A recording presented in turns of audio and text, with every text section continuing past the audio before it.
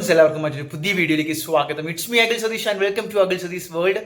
മക്കളെ, എല്ലാവരും കാത്തിരിക്കുന്ന മറ്റൊരു അപ്ഡേറ്റിലേക്കാണ് ഈ വീഡിയോ നിങ്ങളെ ക്ഷണിക്കുന്നത്. നിങ്ങൾ ആദ്യമായിട്ടാണ് ഈ ചാനൽ കാണുന്നതെങ്കിൽ ഇത്തരത്തിലുള്ള ഉപകാരപ്രദമായ വാർത്തകൾക്ക്, കീം അപ്ഡേറ്റുകൾക്ക്, അതുപോലെ തന്നെ ഇനി അങ്ങോട്ടുള്ള അഡ്മിഷൻ, കരിയർ ഗൈഡൻസ് ഉൾപ്പെടെയുള്ള കാര്യങ്ങൾക്ക്, വിദ്യാഭ്യാസ വാർത്തകൾക്ക് ചാനൽ സബ്സ്ക്രൈബ് ചെയ്ത് ഈ വീഡിയോ ലൈക്ക് ചെയ്ത് കാണാൻ ശ്രമിക്കുക. കാരണം നമ്മൾ കഴിഞ്ഞ 2 ആഴ്ചക്കാലമായിട്ട് കീമിൻ്റെ പരമാവധി അപ്ഡേറ്റുകൾ വിദ്യാർത്ഥികളായ നിങ്ങളിലേക്ക് എത്തിക്കുവാനുള്ള തീവ്ര ശ്രമത്തിൽ തന്നെയാണ്. അതിൽ തന്നെ ഫാർമസി റാങ്കും അതുപോലെ തന്നെ ബിഫാം അഡ്മിഷൻ, അതും നമ്മളൊരു സെപ്പറേറ്റ് വീഡിയോ ആയിട്ട് ചെയ്തിട്ടുണ്ടായിരുന്നു. അപ്പോൾ ആദ്യം ചെയ്ത വീഡിയോയിൽ കുറച്ച് ക്ലാരിഫിക്കേഷൻ്റെ കുറവുണ്ടായിരുന്നു. ലേറ്റസ്റ്റ് ഒരു വീഡിയോ ഫാർമസിയാണ് നിങ്ങൾ നോക്കുന്നതെങ്കിൽ അപ്ഡേറ്റ് ചെയ്തിട്ടുണ്ട്, പോയി കാണുക. അപ്പോൾ കാര്യത്തിലേക്ക് തന്നെ വരാം. കീം 2025 എഴുതി കഴിഞ്ഞിരിക്കുന്ന, +2 കഴിഞ്ഞിരിക്കുന്ന, ഒരുപക്ഷെ നിങ്ങൾ റിപ്പീറ്റർ ആയിരിക്കാം. ഓക്കെ, എന്തായാലും നിങ്ങളുടെ മുന്നിലേക്ക് കീം സ്കോർ വന്നു കഴിഞ്ഞിരിക്കുന്നു. അത് 2 രീതിയിലാണ്. ഒന്ന് പെർസെൻറ്റേജ് സ്കോറാണ്, അതുപോലെ തന്നെ മറ്റൊന്ന് കീം സ്കോർ, നോർമലൈസ്ഡ് കീം സ്കോറാണ്. അപ്പോൾ ഇതിൽ നിന്ന് എങ്ങനെ റാങ്ക് കണ്ടുപിടിക്കുമെന്നും, റാങ്ക് വന്നു കഴിഞ്ഞാൽ എന്ത് ചെയ്യണമെന്നും, അതുപോലെ തന്നെ കാറ്റഗറി എങ്ങനെയാണ് അഡ്മിഷനെ സഹായിക്കുന്നതെന്നും, അതുപോലെ തന്നെ നമ്മൾ എഞ്ചിനീയറിംഗ് കോളേജുകൾ എടുക്കുമ്പോൾ എന്തൊക്കെ കാര്യങ്ങളാണ് ശ്രദ്ധിക്കേണ്ടത് എന്നും ഉൾപ്പെടെയുള്ള സമഗ്രമായിട്ടുള്ള വിവരങ്ങളും നിങ്ങൾക്ക് വേണ്ടിയുള്ള വീഡിയോകളും തന്നെയാണ് നമ്മൾ ഈ കീമുമായി ബന്ധപ്പെട്ട് അപ്ഡേറ്റ് ചെയ്യുമ്പോൾ ശ്രദ്ധിച്ചുകൊണ്ടിരിക്കുന്നത്. കാരണം നിങ്ങൾ 4 വർഷം അല്ലെങ്കിൽ അടുത്ത ഒരു കോഴ്സ് പഠിക്കേണ്ട ഒരു സ്ഥാപനം തിരഞ്ഞെടുക്കുമ്പോൾ, അല്ലെങ്കിൽ ആ ഒരു കോഴ്സ് തിരഞ്ഞെടുക്കുമ്പോൾ തീർച്ചയായിട്ടും ഒരുപാട് കാര്യങ്ങൾ നിങ്ങൾ ശ്രദ്ധിക്കണം. നിങ്ങൾ എത്രത്തോളം ഇമ്പോർട്ടൻ്റ് ആണോ +2 SSLCക്കൊക്കെ കൊടുത്തത്, അതിലേറെ ഇമ്പോർട്ടൻസ് കൊടുക്കണം എന്ന് തന്നെ ഞാൻ പേഴ്സണലായിട്ട് പറയും. അതുപോലെ തന്നെ ഒരുപക്ഷെ മാർക്ക് കുറഞ്ഞവർക്ക് റിപ്പീറ്റിംഗ് ഓപ്ഷൻ, അതായത് വീണ്ടും റിപ്പീറ്റ് ചെയ്യണോ എന്നുള്ളൊരു ഓപ്ഷൻ കൂടി, എന്നൊരു തീരുമാനം കൂടി നിങ്ങൾ എടുക്കേണ്ട സമയം ഇപ്പോൾ വരുന്നുണ്ട്. അതായത് നിങ്ങളുടെ +2 റിസൾട്ട് വരാൻ പോകുന്നു. അതിനുശേഷം നിങ്ങൾക്ക് വ്യക്തമായിട്ട് ഫൈനൽ കീം സ്കോർ എത്രയാണെന്ന് അറിയാൻ പറ്റും. അത് കഴിഞ്ഞ് റാങ്ക് ലിസ്റ്റിൽ ഉണ്ടാകുമോ ഇല്ലയോ എന്നൊന്ന് കാൽക്കുലേറ്റ് ചെയ്യാൻ പറ്റും.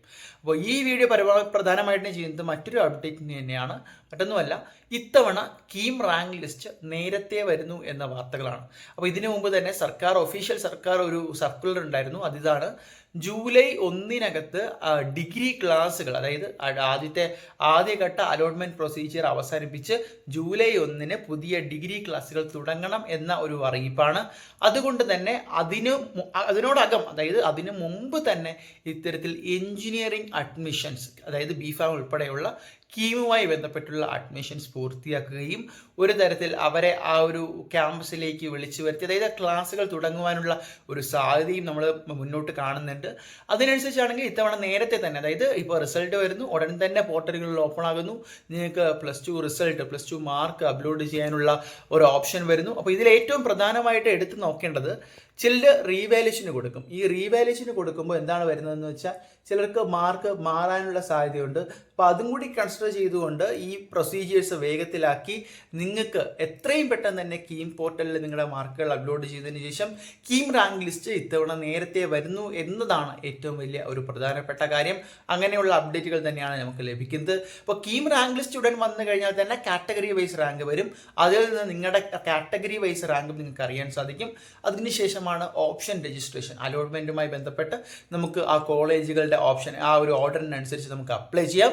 അതിന് പിന്നാലെ ഫസ്റ്റ് അലോട്ട്മെൻറ്റ്, സെക്കൻഡ് അലോട്ട്മെൻറ്റ്, അപ്പോൾ തന്നെ ക്ലാസ്സുകൾ തുടങ്ങിയിട്ടുണ്ടാവും. 3rd അലോട്ട്മെൻറ്റ്, പിന്നെ നമുക്ക് സ്പോട്ട് വരുന്നുണ്ട്. അപ്പോൾ ഇതിൻ്റെ ഇടയിൽ തന്നെ ഞാൻ പരാമർശിക്കാതെ പോയ ഒരുപാട് കാര്യങ്ങൾ ഈ ഒരു അലോട്ട്മെൻറ്റുമായി ബന്ധപ്പെട്ട് നിങ്ങൾ അറിയേണ്ടതായിട്ടുണ്ട്. അപ്പോൾ അതെല്ലാം നമ്മൾ അടുത്ത വീഡിയോകളിലൂടെ വിശദമായിട്ട് തന്നെ പങ്കുവയ്ക്കുന്നതാണ്.